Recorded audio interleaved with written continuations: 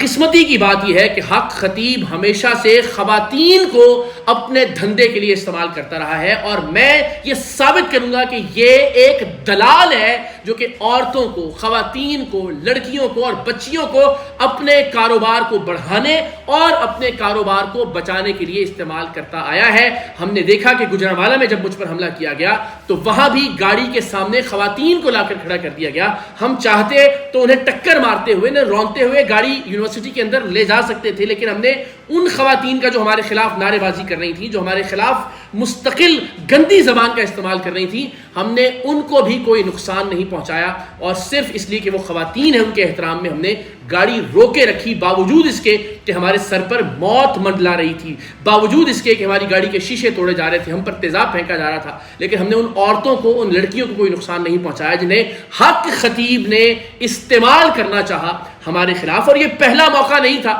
کہ جہاں عورتوں کو استعمال کیا اس بدبخت، اس دلال نے۔ ہم نے دیکھا کہ جب ہم 14 فروری کو پہلی بار اس کے اڈے پر گئے تو باہر سے جو لوگ کلر سیدہ کے ہمارے حق میں وہاں اکٹھے ہوئے تھے، انہوں نے کچھ ویڈیوز ریکارڈ کی، اور ان ویڈیوز میں دکھائی دیا کہ کس طرح سے حق خطیب کے چیلے عورتوں کو بلا رہے تھے، اور یہ تمام چیلیاں بھاگتی ہوئی اس ہال کی جانب آ رہی تھیں جہاں ہم حق خطیب کا سامنا کر رہے تھے، اور وہاں بھی ان خواتین کو استعمال کیا گیا، ہمارے خلاف گندی زبان استعمال کروائی گئی، ان خواتین کے ذریعے ہم پر حملہ آور ہونے کی کوشش کی گئی، اور ظاہر ایسا اس لیے کیا گیا کہ اگر کوئی عورت ہم پر ہاتھ اٹھائے گی یا عورت ہمیں گالی دے گی تو ظاہر ہے ہم جواب میں نہ ہاتھ اٹھا سکتے ہیں نہ گالی دے سکتے ہیں، اس لیے کہ ہماری تربیت حق خطیب سے بالکل مختلف ہے۔ لیکن حق خطیب نے ثابت کیا کہ اس سے بڑا بے غیرت اس جہان میں اور کوئی نہیں ہے جو عورتوں کو استعمال کرتا ہے اپنے آپ کو بچانے کے لیے، جو عورتوں کی آڑ میں چھپنے کی کوشش کرتا ہے۔ اور آپ نے مناظر دیکھے کہ کس طرح سے عورتوں کو بھاگ بھاگ کے بلایا جا رہا تھا کہ حق خطیب کو شکست فاش ہو رہی ہے، لہٰذا آؤ اور اقرار الحسن کے ساتھ بدزبانی کرو، اس پر حملہ کرو۔ اور اسی طرح ہم نے دیکھا گجرانوالہ میں بھی انہی خواتین کو ہمارے خلاف استعمال کرنے کی کوشش کی گئی۔ اور اس کے علاوہ بھی جس طرح سے خواتین کا استحصال کیا جاتا ہے، میں اللہ کے پاک کلام پر ہاتھ رکھ کر آپ کو تمام تر تفصیلات بتا چکا ہوں۔ ایسے بہت سارے لوگ ہیں جو اس وقت بھی اس شخص سے خوفزدہ ہو کر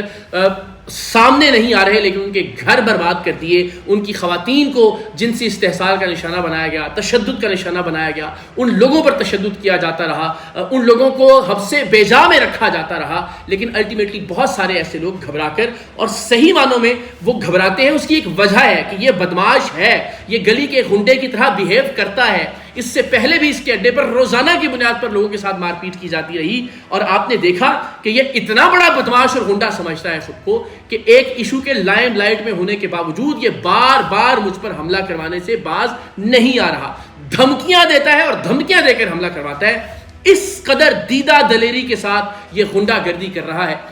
اس ملک کے اندر۔ لیکن اب ان لوگوں کی شناخت ہونا شروع ہو گئی ہے، ان کا اس فراڈیے کے ساتھ تعلق بھی میں نے آپ کے سامنے ایک شخص سے رکھا، باقی تمام تر تفصیلات ظاہر ہے ایجنسیز اور ادارے اگر قانون کی بالادستی پر یقین رکھتے ہیں تو ان کے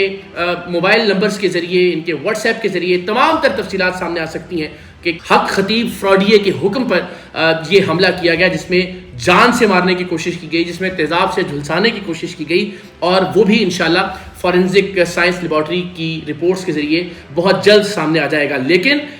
اس شخص سے ہم جس گھٹیا پن کی توقع کر سکتے تھے یہ اس سے زیادہ گھٹیا اور نیچ حرکتیں کرتا ہوا دکھائی دے رہا ہے۔ اپنے ہی لوگوں کو ماننے سے انکار کر دینا، خواتین کا بار بار استعمال کرنا اپنے آپ کو بچانے کے لیے، میں سمجھتا ہوں کہ ایسا شخص لاکھ بار لعنت کا مستحق ہے۔ چہ جائے کہ اسے ہم نعوذ باللہ اللہ کا ولی کہیں، اسے ہم کلندر دوراں کہیں۔ الحمدللہ حق خطیب کی حقیقت پروردگار دو عالم ہمارے ذریعے سے آپ سب کے سامنے لا رہا ہے۔